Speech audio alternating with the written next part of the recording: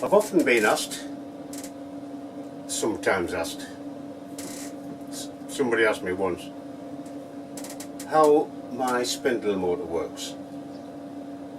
Well, although I've covered it briefly in the explanation of the whole system, I've never gone into it in detail. So this is what I'm going to do now. Now, what it will do, it can be started and stopped through Mach3, and also the speed can be controlled through Mach3. It can even go into reverse from Mach3. What we have to do is use the appropriate G-code controls for that. For example, if we go into the manual data input page, which is this one here, we can set a speed, say 3000, which is S3000.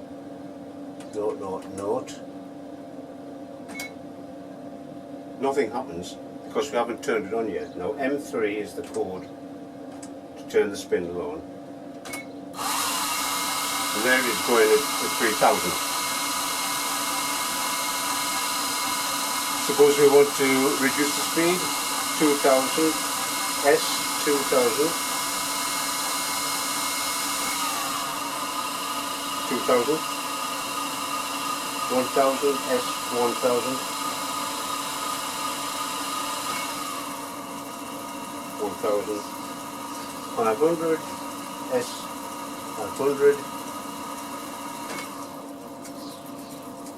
all the way down to 500,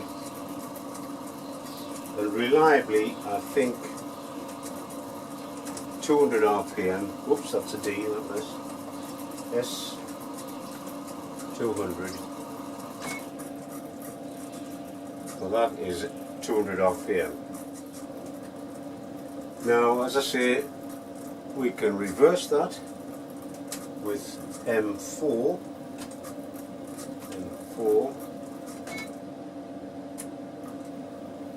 now, going backwards, and of course M5 stops it. There you go. Now, that's just not what I'm going to explain to you this time. I'm going to actually show you how the circuitry works. I'll start off by describing the relevant parts in the control box. And this unit here is of course the main breakout board, which supplies a pulse stream into this set of boards. There's two boards here stacked one on top of the other. The one underneath this one is the frequency to voltage board, which supplies signals to the top board, the one you can see me with the laser pointer on, which is the comparator board. This board compares the two signals, one from the breakout board and one from the feedback from the motor, compares them and supplies a voltage signal to the main power supply control board here, which is a proprietary one I bought off eBay. This controls the 24 volts from the power supply, which is this lump on the side here. The power supply voltage from here goes out through this connector down here, the black lead, to the spindle motor. The white lead is the control chopper signal coming back, which is fed back into the comparator board over here. And if I can swivel this around,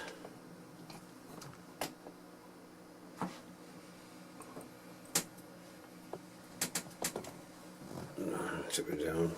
There you have the two connectors from the spindle motor assembly. The power supply going in and the feedback chopper signal coming out on the white cable there. Here are a few images of the V2F and comparator board as I took them out of the control box, just for you to have a clearer look at.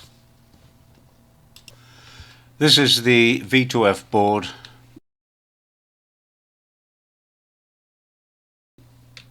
and this one is the comparator board with 4 op amps in the one 14-pin DIL package. Okay, I've got the circuit in Livewire Circuit Simulator. It's basically an instrumentation amplifier using a single LM324 which has 4 op amps in the 14-pin DIL package.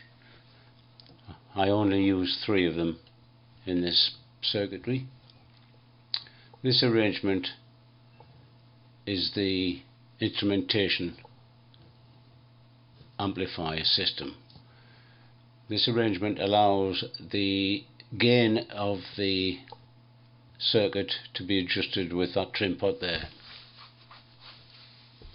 What it does is it takes the differential voltage between these two inputs and amplifies them and produces an output here which we can look at with the oscilloscope facility there, and it is produced on this graph. So if we start with the voltages all at 0 and we start the simulation, the output voltage starts off at 0. There's no difference between the voltages. We've got a voltage coming here from Mach3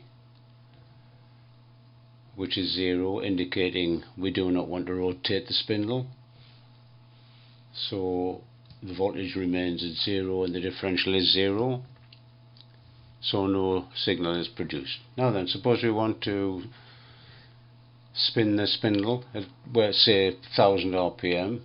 This voltage might go to 1 volt. Straight away we get a voltage at the output, which then drives the controller circuit and applies voltage to the spindle motor. Of course, the motor will spin up and there will be a feedback voltage from the chopper disc through a little piece of circuitry, and that voltage will appear here, feedback from the motor, and that voltage will rise. 250 millivolts. Still got a healthy difference between 1 volt and 250 or 750 millivolts, so nothing much happens here. A bit more, right, we've got 750 millivolts, so now we've only got 1/4 of a volt between there, so the output voltage has dropped to just under 3, which is now compensating for the speed. Now if we go up a bit more to 1 volt, now the 2 voltages are the same, the reference from the Mach and the feedback, so the voltage reduces to almost 0.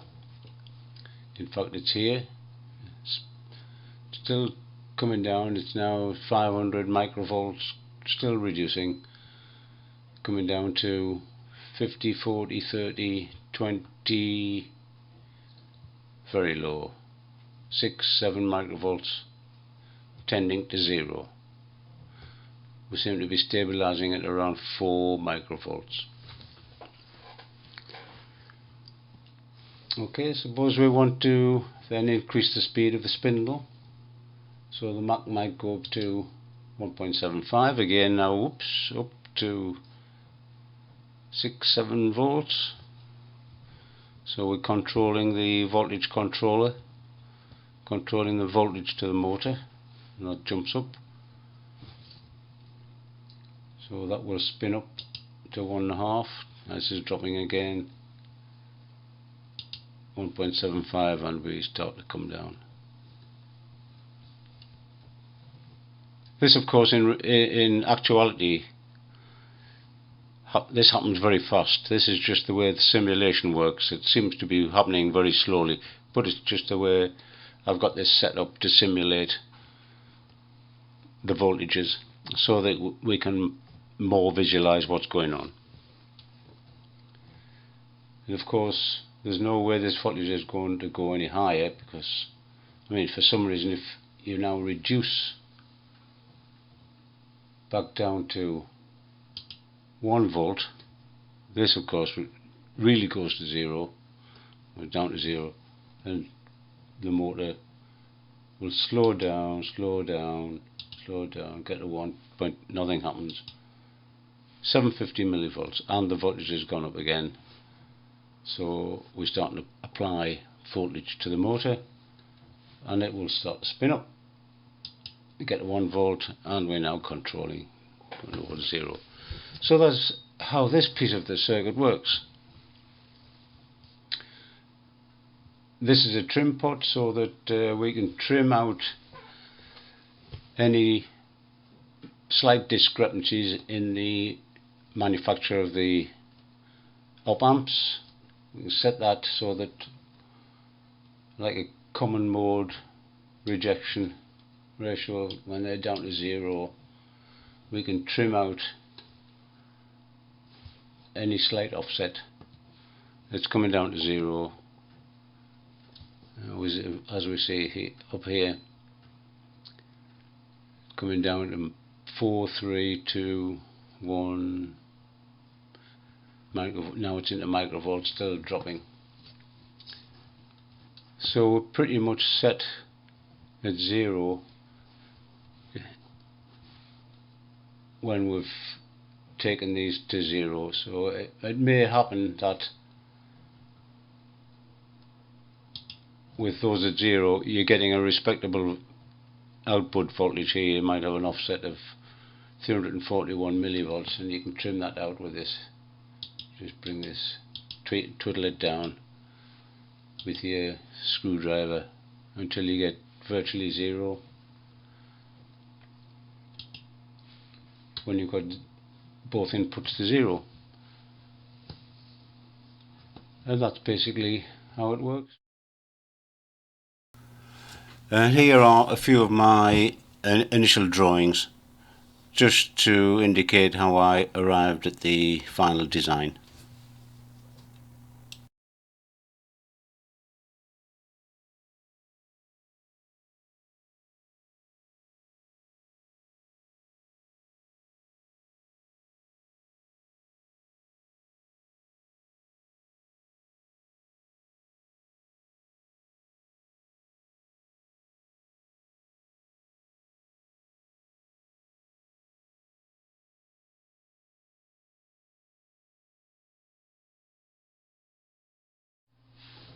Now here is something that I think all live wire and circuit wizard users should know about. I've got here part of my instrumentation circuit showing one of the IC elements, one of the op amp elements, and you'll notice that all of the pin numbers are shown on this element, including VCC at pin 4 and the ground pin 11, which are correct. Now this is with the circuit immediately after loading into livewire. So I'm going to start a simulation and watch the pin numbers. They all disappear, and they all stay disappeared while it's simulating. If we stop the simulation, those pin numbers return, but VCC does not. And thereafter you never see VCC again. Simulate again, all disappear. Stop it, no pin 4. Now here is something else. This piece of software has the ability for the circuit to be previewed in a browser. So we click that, and this is the circuit in the browser. We can right click and zoom in, make that 400,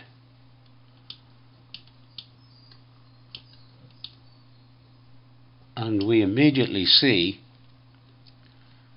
that in IC3C, the previewed version, the pin numbers are totally different.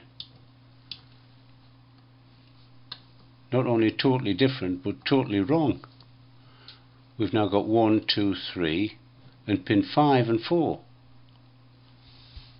are VCC and ground. On top of which, if we go down to IC1B, they are the same numbers as are for IC1A. 1, 2, 3, 5 and 4. And again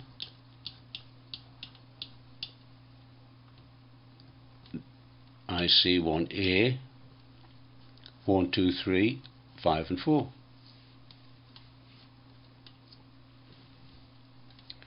How weird is that?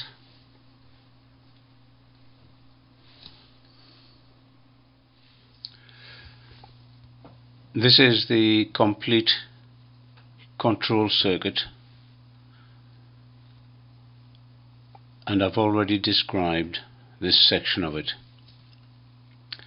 Here we show the actual chip package, and I assure you the pin numbers are correct.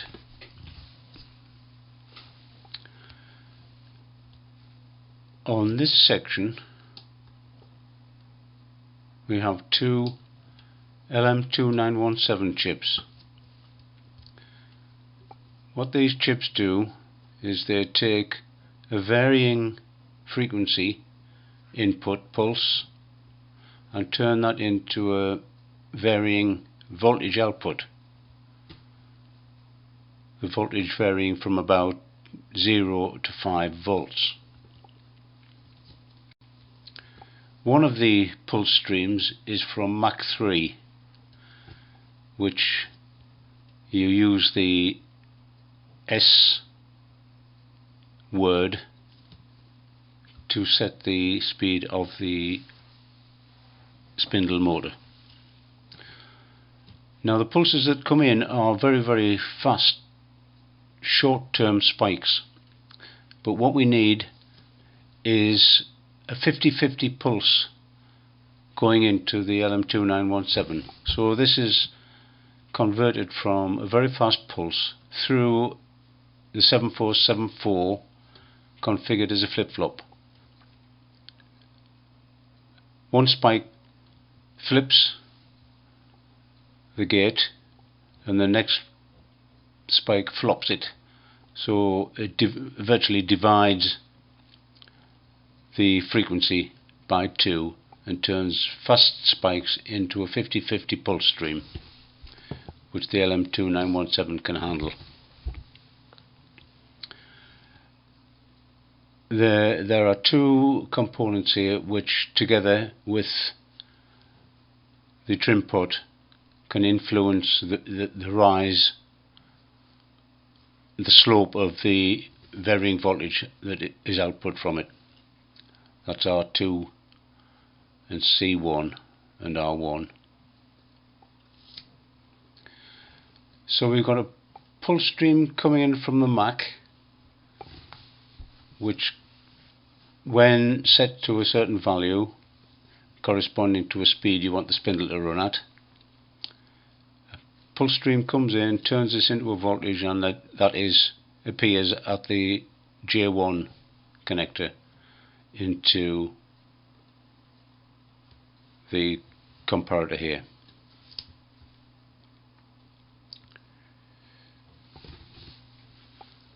As the motor is at rest,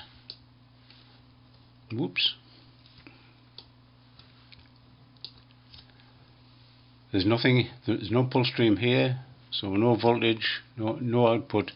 So now you get a voltage difference here, which is amplified, appears here, and at the output of J2. into the controller. This controls the supply voltage, which is the main power supply for the spindle, through to the motor. So this turns on, voltage appears at the motor and it starts to spin up. This in turn makes the chopper disc spin,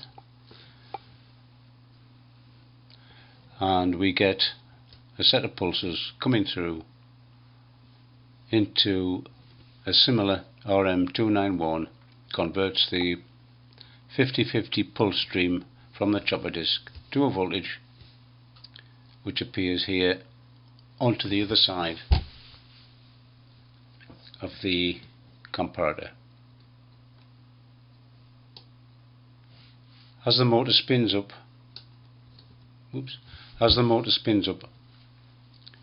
the voltage rises here until it matches the voltage coming in from Mach. Now that the differential is 0, no voltage appears here, so this in turn turns the control off and the motor starts to slow, and thus controls the output. So there you are, that's how that works.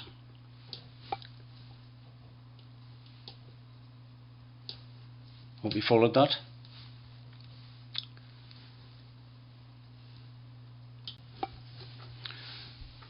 There's one small thing I should point out, and that is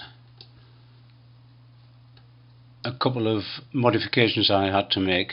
When I first built this and tested it out, there was quite a bit of instability. The thing was hunting around, and I've eventually discovered that the pulses coming out of this 747 were so square and so fast, the rising edges, there were a lot of harmonics, and I reasoned that these harmonics were radiating around the circuit diagram, the circuit board.